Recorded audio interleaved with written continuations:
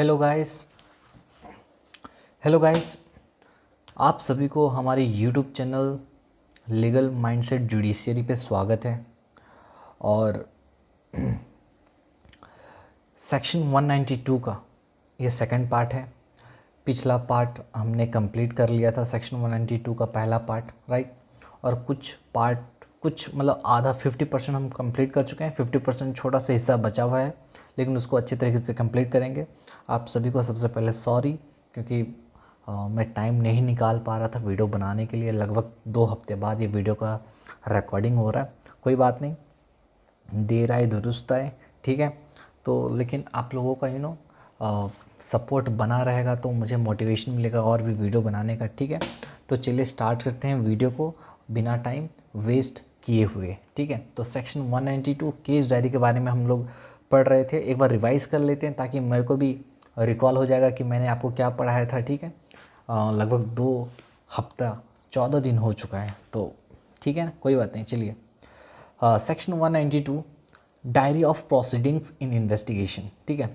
तो marginal notes जो है, क्या नाम है इसका, diary of proceeding in investigation. मतलब इन्वेस्टिगेशन में के दौरान, ठीक है, एक डायरी मेंटेन किया जाता है प्रोसीडिंग्स को रिकॉर्ड करने के लिए। जो भी इन्वेस्टिगेशन चल रहा होता है, इन्वेस्टिगेशन का एक डिटेल्स रखा जाता है एक डायरी में पुलिस के द्वारा, जिसको हम लोग केस डायरी बोलते हैं, okay.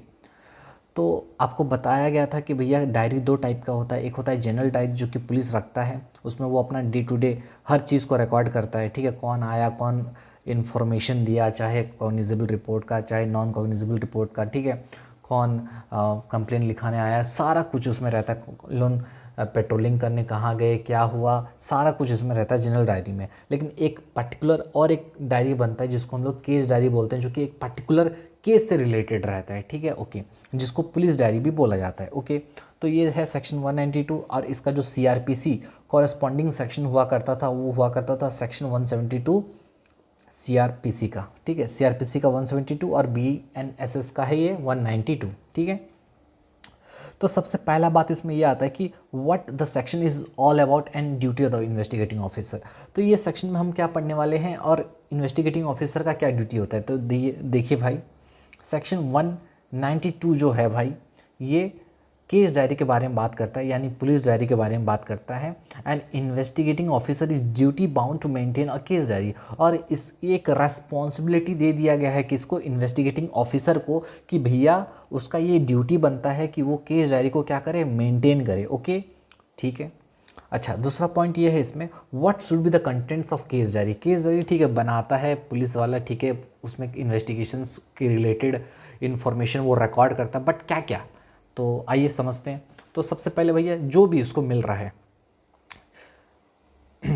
IO shall record daily entries in a case diary which may be used to aid court in inquiry और ट्रायल। तो बोल रहा है भाई, इन्वेस्टिगेटिंग ऑफिसर क्या करेगा, डेली एंट्रीज को रिकॉर्ड करेगा। इन्वेस्टिगेशन के दौरान जो भी उसको इन्फॉर्मेशन मिल रहा है, डेली डायरी इन्फॉर्मेशन, वो सारा चीज़ को उसमें रिकॉर्ड करेगा। लेकिन ये जो रिकॉर्डिंग जो कर रहा है एक बुक में, एक डायरी में, जो भी इन्फॉर्मेशन रिकॉर्ड कर रहा है, वो इन्फॉर्मेशन का यूज़ क्या है, क्या उसको कोर्ट में एविडेंस की तरह यूज़ कर सकते हैं? नहीं, बिल्कुल नहीं कर सकते। वो सिर्फ ट्रायल में मदद कर सकता है, इंक्वायरी में मदद कर सकता है, बस इतना उसका काम है। It will aid in inquiry और ट्रायल। ये पूरा फ्रेज को आपको याद करना है, क्या, it can be use to aid, पूरा ऐसे ही लिखना है जैसा लिखा है एड, मतलब एड, हेल्प वेल्प नहीं लिखना है, ठीक है। It may be use to aid the court in inquiry. तो ये कोर्ट को एड करता है इंक्वायरी और ट्रायल में, ठीक है। However it can't be use as evidence. भाई मुझे बताओ, क्या पुलिस वाला जो इन्फॉर्मेशन रिकॉर्ड कर रहा है डायरी में, तो उसको क्या एज एन एविडेंस आप मान लोगे क्या? नहीं भाई नहीं, ठीक है। क्योंकि ऑलरेडी हम लोग इतने सारे सेक्शंस पहले भी पढ़ चुके हैं, है ना, कि पुलिस के सामने दिया गया कोई भी इन्फॉर्मेशन का कोई वैल्यू है ही नहीं, जीरो है ना। तो अब वो जो भी रिकॉर्ड कर रहा है उसका क्या वैल्यू हो जाएगा, ठीक है। अच्छा, आइए देखते हैं इसमें क्या क्या रिकॉर्ड होता है। तो सबसे पहले हमने देखा था भैया डे टू डे प्रोसीडिंग्स, उसको जो जो इन्फॉर्मेशन सामने आ रहा है वो सारी चीज़ों को रिकॉर्ड करेगा।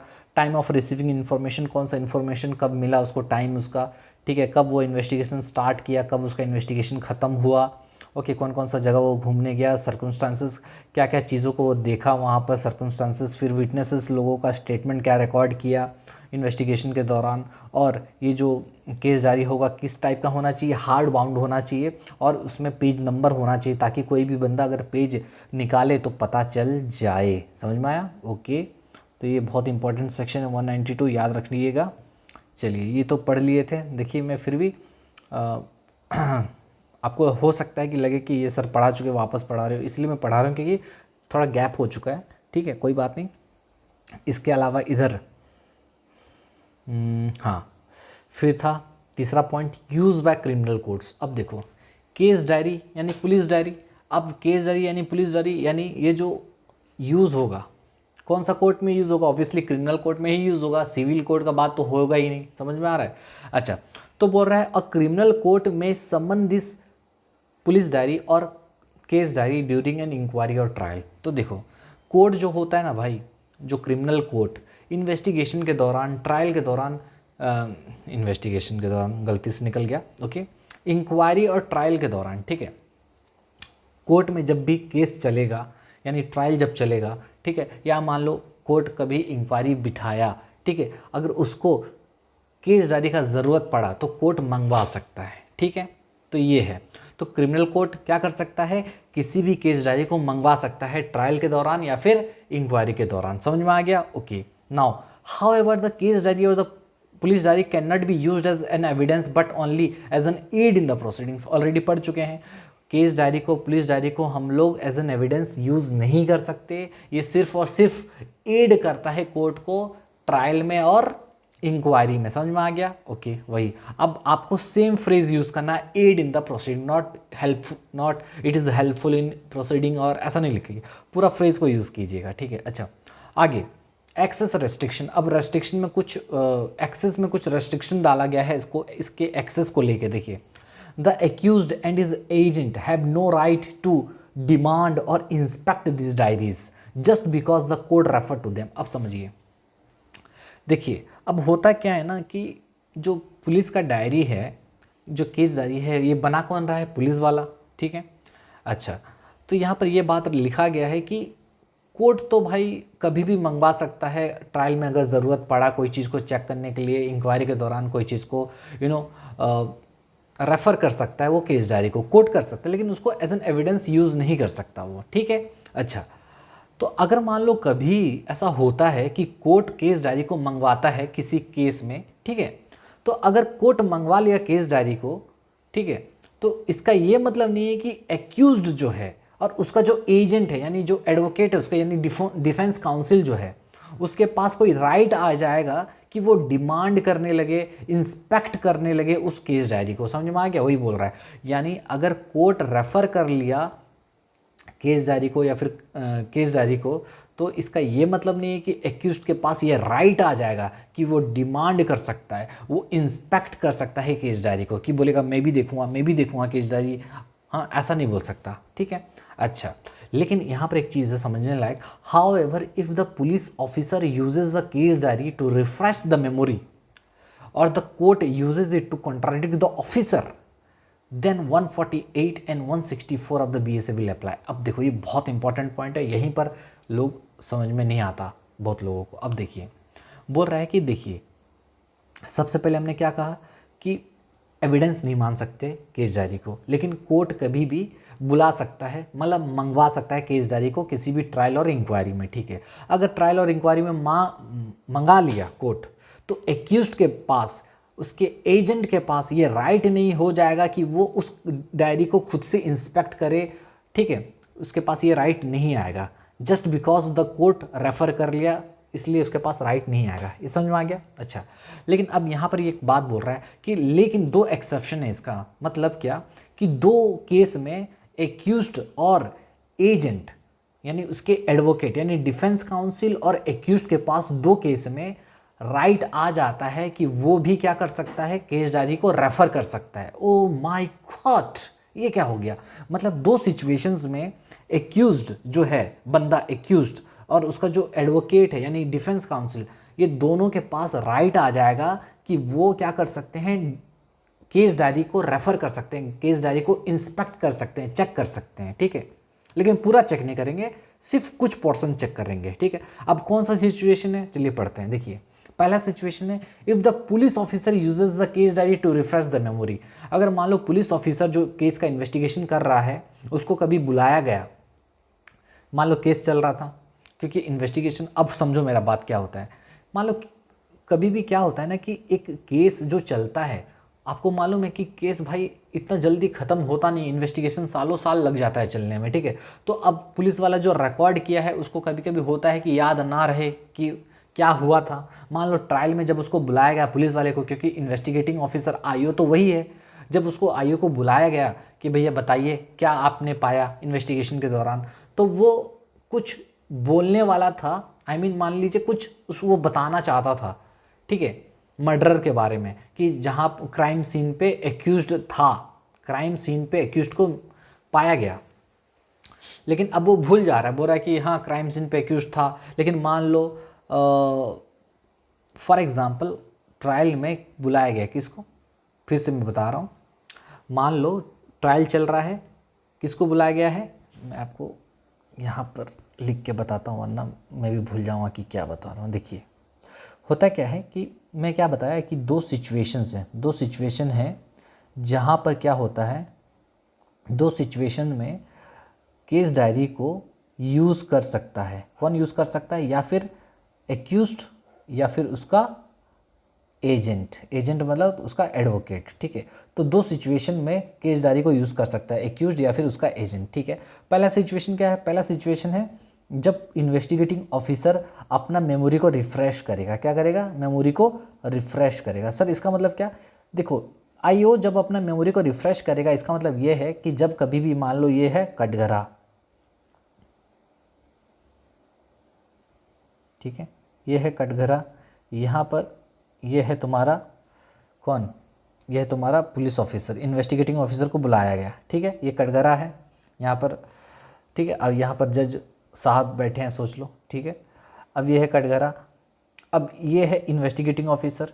अब मान लो जज साहब ने बोला बताओ भाई क्या हुआ था, अब आईओ क्या कर रहा है ना, भूल गया, बोल रहा है कि मेरे को अभी तो याद नहीं है मैं क्या हुआ था उस समय, तो ये बोल रहा है कि I want to refresh memory, ठीक है, I want to refresh my memory, ठीक है। इन्वेस्टिगेटिंग ऑफिसर ये बोल रहा है, इंग्लिश झाड़ रहा है, बोलता है कि जनाब मैं अपने मेमोरी को रिफ़्रेश करना चाहता हूँ। तो जज साहब ने कहा ठीक है करो भाई, केस डायरी लाया और ये चेक किया कि फ़लाना दिन एक्यूज्ड क्राइम सीन पे था या नहीं था, फॉर एग्जांपल कुछ भी हुआ रहेगा। तो मान लो ये जब केस डायरी को चेक करेगा मेमोरी को रिफ़्रेश करने के लिए, क्योंकि ये भूल गया है कि क्या हुआ था उस दिन, जब ये केस डायरी को चेक करेगा तो जो चीज़ ये चेक कर रहा है उतना पोर्शन देखने का अधिकार किसके पास आ जाएगा, तुम्हारा एक्यूज्ड के पास आ जाएगा या फिर उसके एजेंट के पास आ जाएगा। समझ में आया क्या बोल रहा हूँ, यानी जैसे ही इन्वेस्टिगेटिंग ऑफिसर अपना मेमोरी रिफ्रेश किया वैसे ही एक्यूज्ड और एजेंट के पास ये राइट आ जाएगा कि वो भी बोलेगा हमको भी चाहिए, हमको भी चाहिए, हमको भी केस डायरी देखना है, हमको भी केस डायरी देखना है। लेकिन पूरा देखिएगा क्या, no no no no no no no no no no no, सिर्फ और सिर्फ वही पोर्शन देखेगा जो पोर्शन आईओ देखा। ओ माय गॉड, समझ में आया सर, समझ गए ओके ठीक है सर। ये तो पहला सिचुएशन है, सेकंड बताइए ना सर। सेकंड बता रहे हैं क्या है भाई, थोड़ा सा तो सब्र रखो यार, थोड़ा सा सब्र रखो, ठीक है। दूसरा सिचुएशन बताते हैं। दूसरा सिचुएशन है कि मान लो ये जज साहब जो हैं, यहाँ पर इन्वेस्टिगेटिंग ऑफिसर कुछ कोई है ही नहीं, ठीक है। जज साहब खुद क्या किए, कोई वही केस में बुला लिए कि भैया केस डायरी लाओ, कुछ चीज़ चेक करना है अपने को। हाँ, तो जब केस डायरी जब चेक किए तो पता चला, केस डायरी जब चेक किए तो पता चला कुछ, फिर से बोलता हूँ ओके।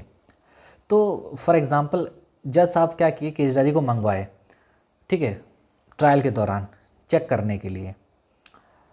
तो यहाँ पर जो इन्वेस्टिगेटिंग ऑफिसर था, ठीक है, वो जब मान लो कोई सीन के बारे में बात हो रहा था तो ये इन्वेस्टिगेटिंग ऑफिसर जज साहब को कुछ बताया, ठीक है।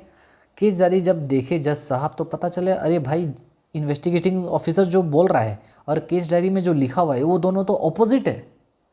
तो जैसे ही जज साहब केस डायरी को रेफ़र करेंगे, ठीक है, और दोनों के बीच मान लो कोई क्या आ गया, दोनों का बीच आपस में मिसमैच हो गया, दोनों का बात अगर मिसमैच हो गया तो उस केस में जज साहब क्या करेंगे, मतलब उसके क्रेडिबिलिटी को, उसका क्रेडिबिलिटी वहीं पर ख़त्म हो जाएगा। मतलब समझे कि नहीं, जैसे ही मान लो इन्वेस्टिगेटिंग ऑफिसर कुछ और बोला और केस डायरी में और कुछ लिखा हुआ है, ठीक है, तो केस डायरी को देखते वक्त पता चला कि भैया ये तो और कुछ बोल रहा है, केस डायरी में और कुछ लिखा है, केस डायरी में लिखा गया है कि एक्यूज्ड को हम लोग पकड़े थे 3 दिन बाद, और ये बोल रहा है कि एक्यूज्ड को हम लोग उसी दिन पकड़े थे क्राइम सीन पर, तो दोनों तो बात तो अपोजिट है। केस डायरी में लिखा गया है कि 3 दिन बाद पकड़े थे एक्यूज्ड को, और ये बोल रहा है कि उसी दिन पकड़े थे जिस दिन क्राइम सीन पे वो भी पकड़े थे। यानी ये क्या हो गया, यानी बात मिसमैच हो गया। इसका मतलब इन्वेस्टिगेटिंग ऑफिसर का बात, इन्वेस्टिगेटिंग ऑफिसर अब भरोसे के लायक नहीं रहा। ठीक है, अब जैसे ही ये बात मिसमैच हो गया, केस डायरी को रेफ़र किया कौन, जज साहब ने, इसके ओके जज साहब ने रेफ़र किया, तो उतना ही पोर्शन देखने का अधिकार एक्यूज्ड और उसके एजेंट के पास आ जाएगा। समझ में आया? मैं अच्छे तरीके से इसको लिख दिया हूँ, वापस इसको पढ़ेंगे अभी। समझ में आ गया? ओके, तो चलिए, 2 सिचुएशन में क्या हो सकता है कि तुम्हारा जो एक्यूज्ड है और डिफेंस काउंसिल है वो केस डायरी को रेफ़र कर सकते हैं। ठीक है, यूज़ कर सकते हैं उतना ही पोर्शन जितना पोर्शन यूज़ हुआ है। ठीक है, चलिए, तो क्या बोला, if the police officer uses the case diary to refresh memory, अगर पुलिस ऑफिसर रिफ्रेश करना चाहता है अपनी मेमोरी को क्योंकि भूल गया है, जो वो बताना चाहता है कुछ भूल गया है, तो वो अपना केस डायरी देखना चाहता है, तो अगर जैसे वो केस डायरी देखा उतना पोर्शन देखने का अधिकार किसके पास आ जाएगा, तुम्हारा एक्यूज और उसके एडवोकेट के पास। उसी तरीके से मान लो कोर्ट अगर कॉन्ट्राडिक्ट करने लग गया, किसको, ऑफिसर को, यहाँ पर याद करो कोर्ट कॉन्ट्राडिक्ट कर रहा था कि नहीं, मैं जो बताया था, ठीक है, जो ड्राइंग बनाया था, तो वहाँ पर उसके बात में मिसमैच हो रहा था दोनों में, यानी कोर्ट कॉन्ट्राडिक्ट करने लगा किसको, ऑफिसर को, कि भैया तुमने कुछ और अभी बोल रहे हो और तुम्हारे केस डायरी में कुछ और लिखा है, तुम तो कॉन्ट्राडिक्ट कर रहे हो अपनी ही बात से। ठीक है, तो उस केस में क्या होगा, सेक्शन 148 और 164 लग जाएगा। ठीक है, समझ में आया? अच्छा, 148 और 164 क्या है, नीचे लिखा गया है, अच्छे से पढ़ेंगे, समझ में आ गया? बस अभी इतना समझना है आपको, 2 सिचुएशन में एक्यूज्ड और उसके एजेंट के पास ये राइट आ जाता है कि वो क्या कर सकता है, केस डायरी को देख सकता है और उतना ही पोर्शन जितना पोर्शन ऑफिसर यूज़ किया मेमोरी रिफ्रेश करने के लिए, या फिर ऑफिसर यूज़ किया कॉन्ट्राडिक्ट करने के लिए। ठीक है, ये 2 सिचुएशन में। अच्छा, तो 148 क्या है सर? 148 बात करता है तुम्हारा कॉन्ट्राडिक्शन को लेके, क्या बोलता है, क्रॉस एग्जामिनेशन को लेके। ठीक है, सेक्शन 148 बात करता है बीएसए का cross examination as to previous statements in writing.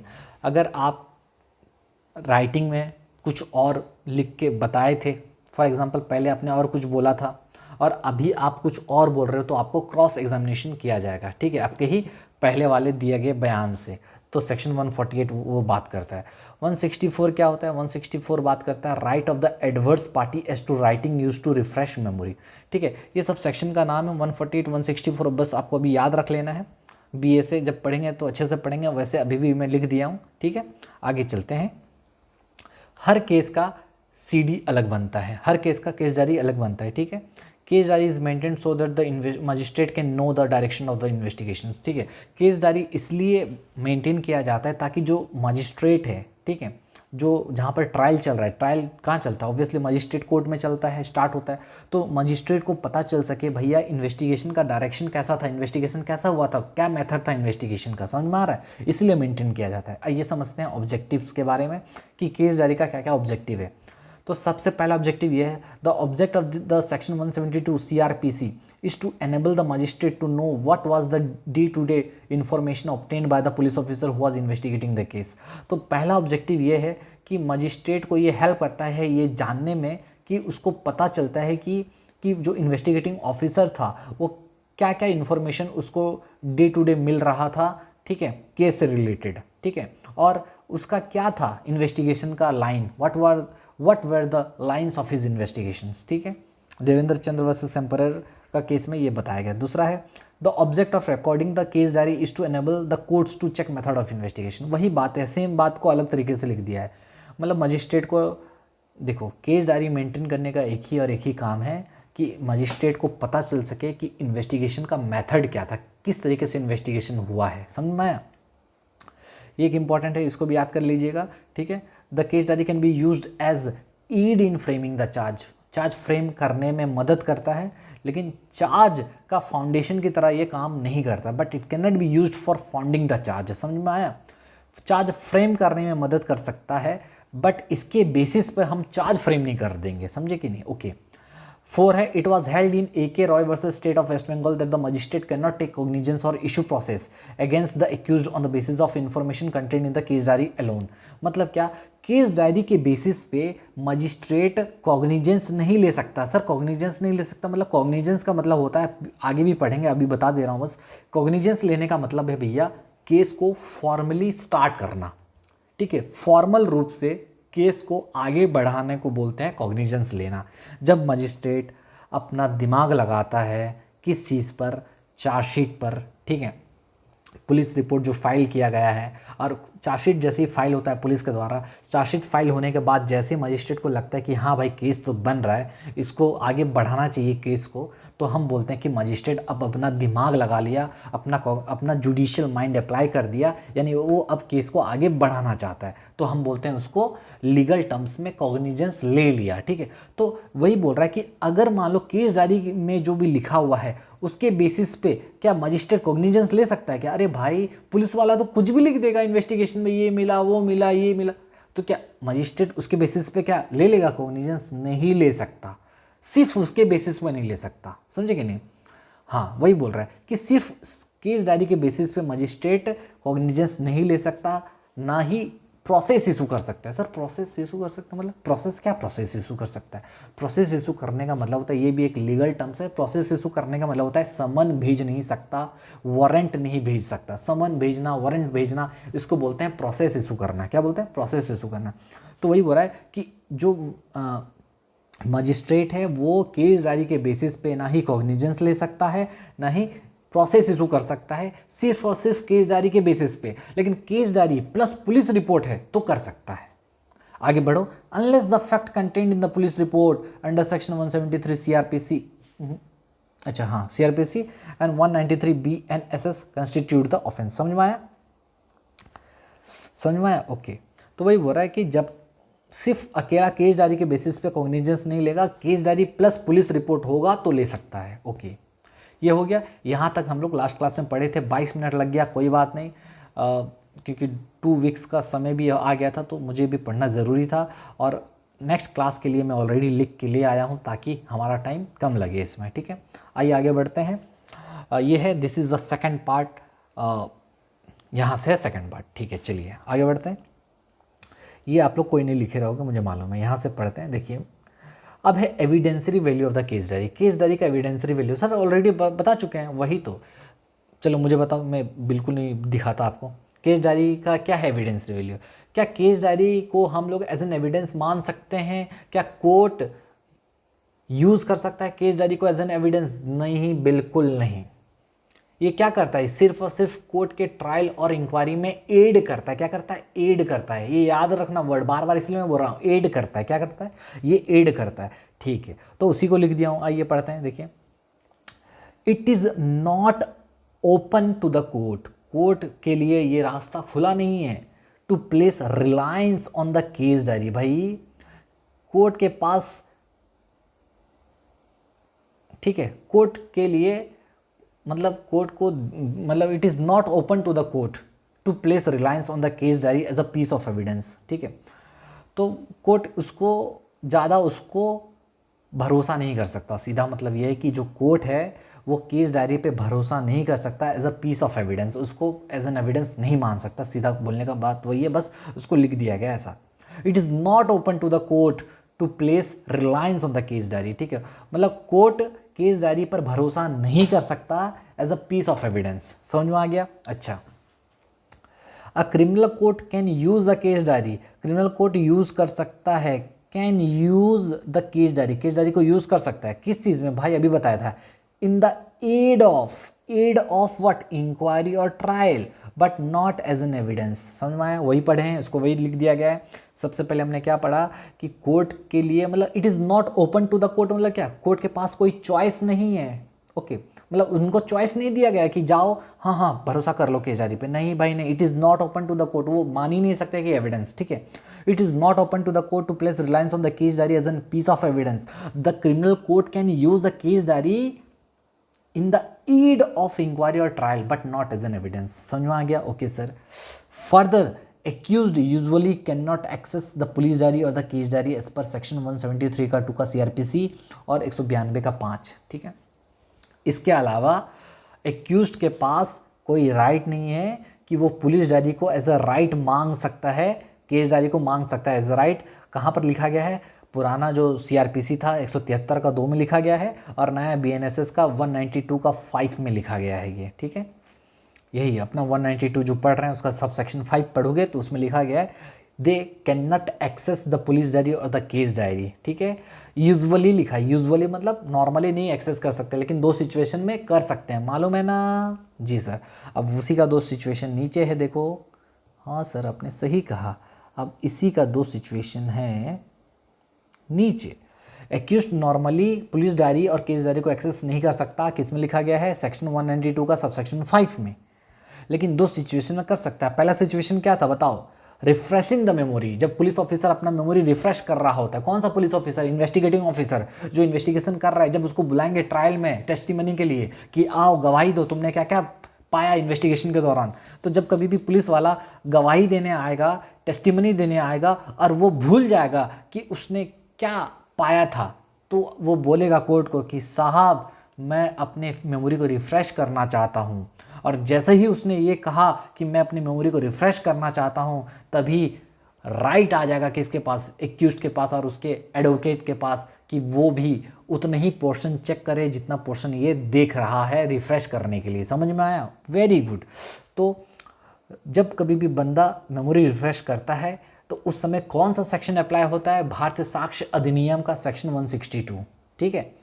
तो सेक्शन 162 में लिखा गया है कि बंदा पुलिस डायरी को रेफ़र कर सकता है मेमोरी रिफ़्रेश करने के लिए। कहाँ लिखा गया है? भारतीय साक्ष्य अधिनियम सेक्शन 162। अब याद आया? ठीक है। तो 162 में क्या लिखा गया है कि वो अपने मेमोरी को यूज़ कर सकता है, मेमोरी को रिफ़्रेश कर सकता है केस डायरी को यूज़ करके। ओके, ये पुराना सबसेक्शन इसका हुआ करता था 159 इंडियन एविडेंस एक्ट का। समझ में आया? तो जब कभी भी पुलिस वाला मेमोरी रिफ्रेश करता है केस डायरी को देखकर, उसके लिए सेक्शन 162 भारतीय साक्ष्य अधिनियम का लगता है, ये याद रखिएगा, ठीक है। अच्छा, अब वो उसी चीज़ को मैं लिख दिया हूँ ईजी लैंग्वेज में, देखिए, आइए पढ़िए। If the police officer looks at the case diary, अगर पुलिस ऑफिसर केस डायरी पर देखता है, अगर पुलिस ऑफिसर केस डायरी को देखता है while testifying in the court, court में टेस्टिफाई करते हुए मतलब बयान देते हुए, टू रिमेंबर द डिटेल्स, ताकि उसको कुछ डिटेल्स याद आए। The accused has the right to see the same portion, ठीक है। तो एक्यूज्ड के पास उसके पास राइट आ जाता है कि वो भी उतनी पोर्शन देख सकता है। समझ में आया क्या? मगज में आया क्या? आया? Okay sir, very good very good. तो मैं तो इसको हाईलाइट करते जा रहा हूँ, कहीं आपको दिक्कत तो नहीं होगा ना? नहीं नहीं भाई, मिटा ही देते हैं, चलिए, क्योंकि फिर अगर बाई चांस अगर आप लोग प्रिंट आउट निकालोगे तो ये येलो येलो डट्टी पेल्लो हो जाएगा, सॉरी डट्टी फेलो हो जाएगा। क्या सर? कोई बात नहीं भाई, होता है, माफ़ कर दीजिएगा, मैं क्या क्या बोलता हूँ मुझे भी नहीं पता। ठीक है, चलिए इतना छोड़ देते हैं। ये समझिए, ये समझ में आया? तो पहला क्या था? जब कभी भी वो अपनी मेमोरी को रिफ़्रेश करेगा तो उस समय केस डायरी उतना पोर्शन चेक कर सकता है, एक्यूज्ड के पास राइट आ जाएगा, ठीक है। अच्छा अच्छा, उसके बाद क्या लिखा था? The accused can use that part of the diary to cross examine the PO, और उतने ही पोर्शन वो यूज़ कर सकता है पुलिस ऑफिसर को क्या करने के लिए? क्रॉस एग्जामिन करने के लिए, ठीक है। अब जैसे ही क्रॉस एग्जामिनेशन करोगे तो भाई क्या यूज़ हो जाएगा? क्या सेक्शन अप्लाई हो जाएगा? सेक्शन 148, याद करो, पहले भी पढ़ चुके हैं। सेक्शन 148 क्या है? क्रॉस एग्जामिनेशन का है, ठीक है। तो जैसे मैंने क्या कहा, जैसे पुलिस ऑफिसर यूज़ किया केस डायरी को रिफ़्रेश करने के लिए अपना मेमोरी, तो उतना पोर्शन चेक करने का अधिकार किसके पास आ जाएगा? एक्यूज्ड के पास आ जाएगा। ये क्या हो गया? हाँ, एक्यूज्ड के पास आ जाएगा। और जैसे ही एक्यूज्ड के पास अधिकार आया तो वो आपको क्रॉस एग्जामिन कर सकता है, ठीक है। मतलब आपसे पूछताछ करेगा कि देखिए, आप अपने केस डायरी में आपने ये लिखा था और आप अभी कुछ और बोल रहे हैं, तो आप अपनी बात पे तो खुद खड़े नहीं हैं, तो आप पे कैसे भरोसा किया जाए? हाँ, सही बोल रहे हो सर। तो आइए, तो इसका क्या लीगल बेसिस क्या है? 162 अभी बताया, जब बंदा मेमोरी रिफ्रेश करने के लिए केस डायरी को रेफर करता है तो 162 बीएसए का लगता है। ठीक है, क्या बोलता है 162 क्या बोलता है ये समझते हैं। ये है बीएसए का, हाँ, भारतीय साक्ष्य अधिनियम, बीएनएसएस का नहीं है। Section 162 allows a witness, witness मतलब कौन? कोई भी विटनेस हो सकता है, लेकिन हमारे केस में अभी कौन है विटनेस? अपना इन्वेस्टिगेटिंग ऑफिसर, पुलिस ऑफिसर का बात हो रहा है अभी। ठीक है, तो ये 162 विटनेस को अलाउ करता है कि वो अपना मेमोरी रिफ्रेश कर सके by referring to the written records. ठीक है, तो जो भी रिटन रिकॉर्ड्स है, जो भी उसने मेंटेन किया है, उसको देखकर वो अपनी मेमोरी को रिफ्रेश कर सकता है। ये कौन अधिकार देता है? ये 162 अधिकार देता है किसको? विटनेस को। तो हमारे एग्जाम्पल में अभी विटनेस है इन्वेस्टिगेटिंग ऑफिसर, क्योंकि वो अभी आकर गवाही दे रहा है। तो जैसे ही वो आके गवाही दिया और वो अगर कुछ भूल गया तो वो मेमोरी को रिफ्रेश कर सकता है अपने ही रिकॉर्ड्स को चेक करके, जो उसने मेंटेन किया था, यानी केस डायरी को। तो इसलिए सेक्शन 162 अप्लाई हो गया। समझ में आया? Okay sir. अच्छा, अब 164 क्यों अप्लाई होगा? अब 164 बोलता है भैया, क्रॉस एग्जामिनेशन का रूल बोलता है। एक्चुअली 164 क्या है? क्रॉस एग्जामिनेशन रूल है। क्या है? क्रॉस एग्जामिनेशन रूल है। आइए देखते हैं। 164 allows the accused to challenge the police officer statement using the case diary. ठीक है, और 164 भारतीय साक्ष्य अधिनियम का क्या करता है? Allows the accused to challenge the police officer statement. ठीक है, अब 164 जो देखोगे तो उसमें आपको पता चलेगा कि वो एक्यूज्ड को अलाउ करता है 164 कि जैसे पुलिस वाला मेमोरी रिफ्रेश करने के लिए केस डायरी यूज़ किया, तो अब एक्यूज्ड क्या करेगा? पुलिस वाले के इस स्टेटमेंट को, ठीक है, उसके पुराने स्टेटमेंट यानी केस डायरी का जो उसने मेंटेन किया था उससे मिसमैच कराएगा और उसको चैलेंज करेगा कि देख, तू अभी ये बोल रहा है भाई पुलिस वाले, और पहले तू और कुछ बोल रहा था। पहले तू अपने केस डायरी में लिखा है कि मैं तो उसी दिन नहीं पकड़ा गया, मैं तो 3 दिन बाद पकड़ा गया, वो भी दूसरे जगह से, लेकिन तू यहाँ पर बोल रहा है कि मैं तो उसी दिन पकड़ा गया था और तुम लोग पकड़े थे, तो यानी तुम लोग गलत बोल रहे हो। तो यहाँ पर क्रॉस एग्जामिनेशन रूल बात करता है 164। तो 164 क्या करता है कि एक्यूज्ड क्या कर सकता है? पुलिस वाले के स्टेटमेंट को यूज़ कर सकता है।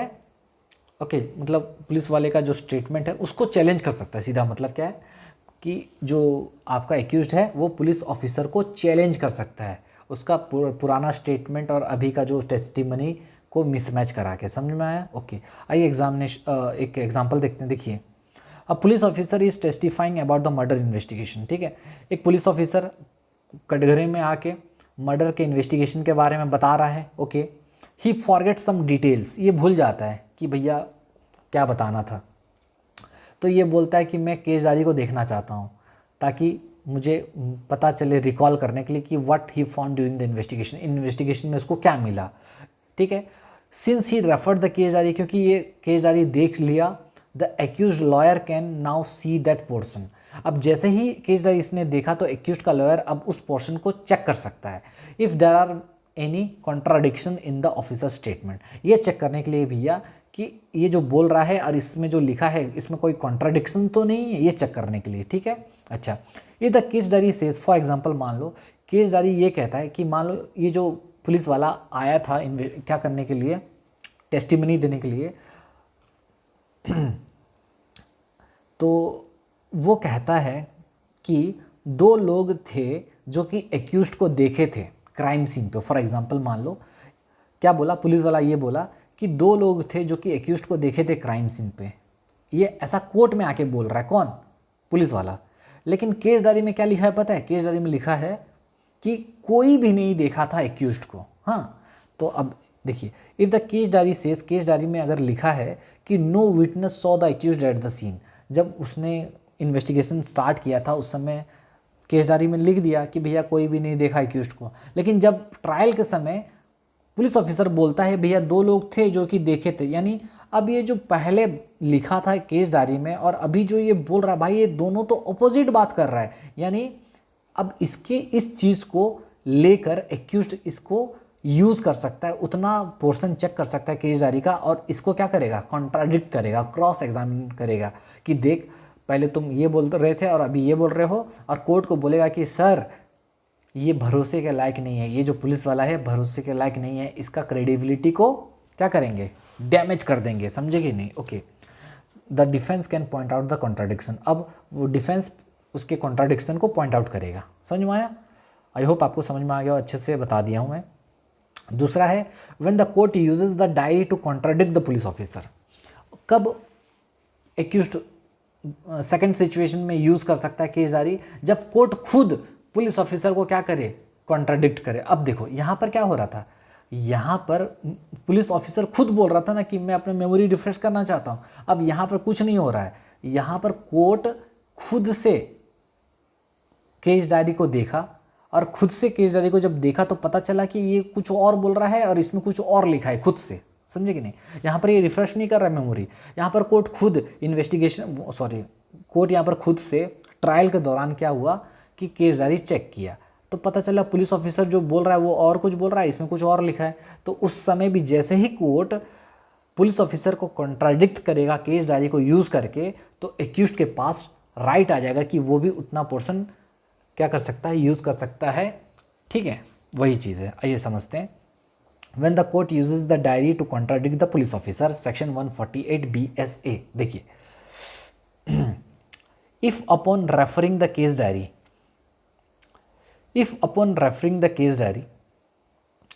केस डायरी को रेफर करते वक्त the court finds that the police officer testimony does not match what is recorded in the diary, मान लो केस डायरी को जब वो रेफ़र कर रहा था कोर्ट, उसको पता चला कि पुलिस का जो टेस्टिमनी है भाई वो तो डायरी से बिल्कुल मैच नहीं होता, तो उस केस में द कोर्ट में use the case diary to challenge the officer's credibility.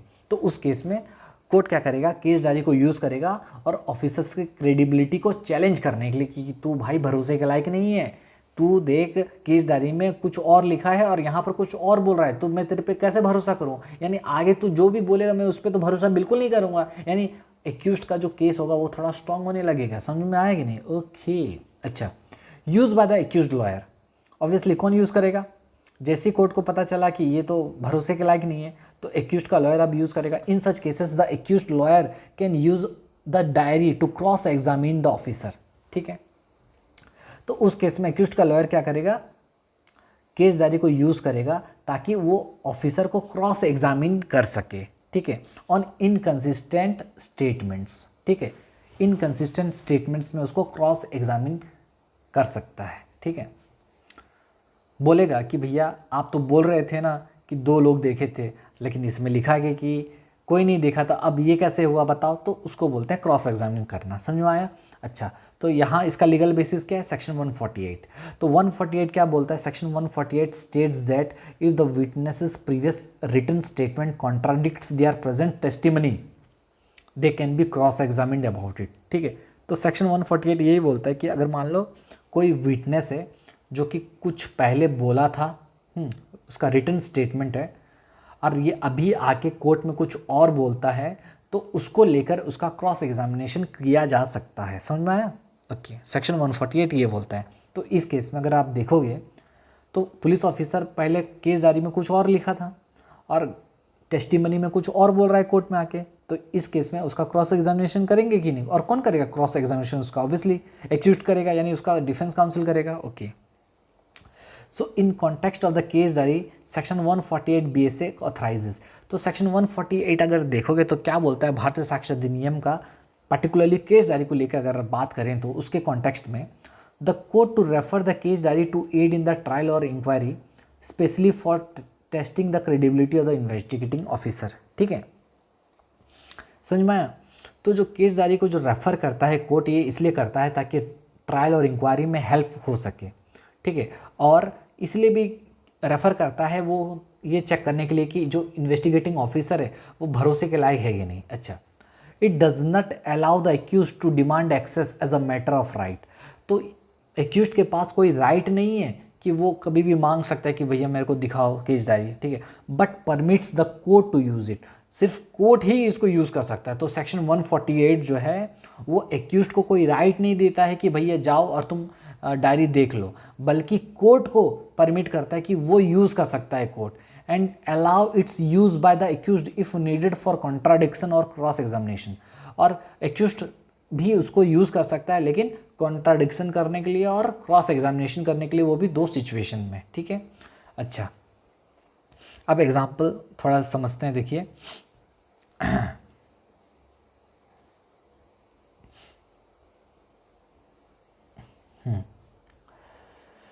Example देखिए, in a murder case the investigating officer testified in court that the accused was arrested from the scene of the crime on the same day on 10th June. ठीक है, इसका example है ये तुम्हारा second point का। ठीक है, इस दूसरा केस है, 2 सिचुएशन पढ़े ना, पहले रिफ्रेशिंग मेमोरी पढ़ चुके हैं, दूसरा है तुम्हारा क्या, जब कोर्ट खुद यूज़ करेगा ट्रायल के दौरान और उसको पता चलेगा ये बात तो कुछ और ही है, पुलिस वाला कुछ और बोल रहा है, यहाँ पर कुछ और लिखा है केस डायरी में, तो वही बोल रहा है। उसका एग्जांपल, मान लो मर्डर का केस चल रहा है, इन्वेस्टिगेटिंग ऑफिसर कुछ बोला, क्या बोला, बोलता है accused was arrested from the scene, crime scene.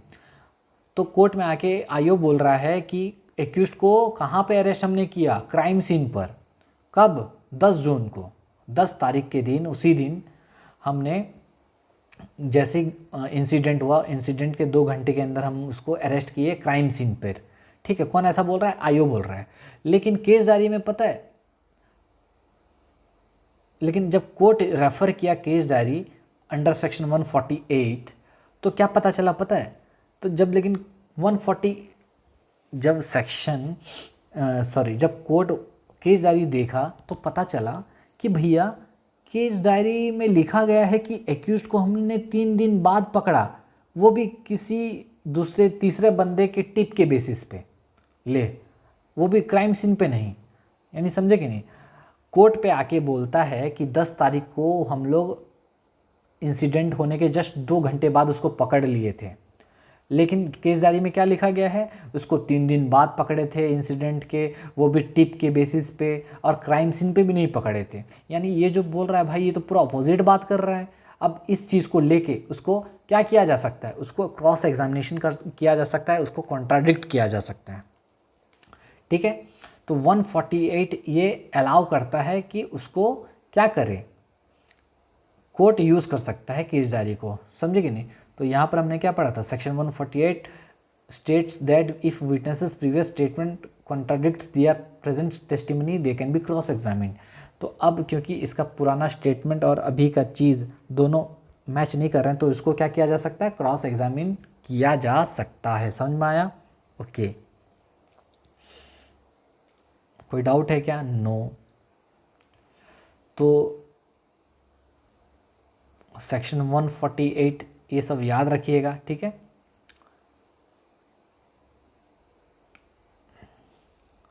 तो सेक्शन 148 बोलता है क्रॉस एग्जामिनेशन के बारे में, कि उनको क्रॉस एग्जामिनेशन किया जा सकता है अगर वो कॉन्ट्राडिक्ट करते हैं अपने स्टेटमेंट से, तो वो भी रिटन स्टेटमेंट से। ठीक है, अगर कोई रिटन स्टेटमेंट से, और अगर पहले कुछ और बोला था और अभी कुछ और बोल रहा है कोर्ट में आके, तो उसको कॉन्ट्राडिक्ट करेंगे, क्रॉस एग्जामिन करेंगे। ठीक है, ओके। अच्छा, लीगल यूज़ ऑफ कॉन्ट्राडिक्शन, आइए अब हम कुछ ये सब अब समझने के लिए है, इसमें यहीं तक ख़त्म हो गया है, क्लास ख़त्म हो गया यहीं तक। अभी जो मैं बता रहा हूँ ये तुम्हारे अंडरस्टैंडिंग लेवल को बढ़ाने के लिए है, this is just for knowledge purpose, just for knowledge, और ये आपको हेल्प करेगा आगे का पढ़ाई को समझने में, इसलिए मैं लिखा हूँ। समझ में आया। अच्छा, लीगल यूज़ ऑफ कॉन्ट्राडिक्शन। अब कॉन्ट्राडिक्शन क्यों करते हैं हम लोग, हाँ, किसी चीज़ को कॉन्ट्राडिक्ट कर रहे हैं, यहाँ पर जैसे ये कुछ और बोल रहा है, यहाँ पर कुछ और लिखा है, यानी कॉन्ट्राडिक्ट हो रहा है इसका बात। तो आइए समझते हैं। The court notices the inconsistencies between the police officers oral testimony, okay, and the case diary entry under section 148। Under section 148, the defense is allowed to cross examine the IO using this contradiction। ठीक है, तो 148 में cross examination के बारे में बताया गया actually. ठीक है, कि भैया डिफेंस क्या करेगा, जो आईओ को है क्रॉस एग्जामिन करेगा उसके पुराने जो केस डायरी है और अभी का बयान को लेकर, ठीक है। Did you not write in your case diary on 13 June that the accused was arrested 3 days after the incident based on a tip? तो वही बोल रहा है कि मान लो कॉन्ट्राडिक्शन का यूज़ कैसे होता है, मतलब समझो, मैं यहाँ पर क्या लिखा है, the court notices the inconsistencies between the police officers oral testimony and the case diary entry. यहाँ पर क्या हुआ, कोर्ट को पता चला कि पुलिस ऑफिसर के ओरल टेस्टिमनी में जो अभी बोल रहा है और केस डायरी उसने जो एंट्री मारा था, दोनों में क्या है, इनकन्सिस्टेंसीज है, दोनों में मिसमैच है। 148 के हिसाब से अब डिफेंस के पास ये पावर आ जाता है कि वो क्या करेगा, आईओ को कॉन्ट्राडिक्ट करेगा, उसको क्रॉस एग्जामिनेशन करेगा कॉन्ट्राडिक्ट करने के लिए। मतलब कैसे कॉन्ट्राडिक्ट करेगा, बोलेगा कि आपने तो केस डायरी में लिखा है कि ये 3 दिन बाद अरेस्ट हुआ है, वो कैसे बताइए, हाँ। तो इस तरीके से कॉन्ट्राडिक्ट किया। अच्छा, अब ये कॉन्ट्राडिक्शन जो कर रहा है, क्रॉस एग्जामिन जो कर रहा है, उसको क्रॉस एग्जामिन मतलब क्या, उसको वापस से पूछना, ठीक है। और ये क्यों पूछ रहा है, उसको कॉन्ट्राडिक्ट करने के लिए, मतलब उसके बात को मिसमैच करने के लिए कि पहले कुछ और बोल रहे थे अभी कुछ और बोल रहे हो। अच्छा, कॉन्ट्राडिक्शन करने का मेन इंपॉर्टेंट बात क्यों है, क्यों कॉन्ट्राडिक्शन किया जा रहा है, इसीलिए कि the contradiction damages the credibility of the police officer.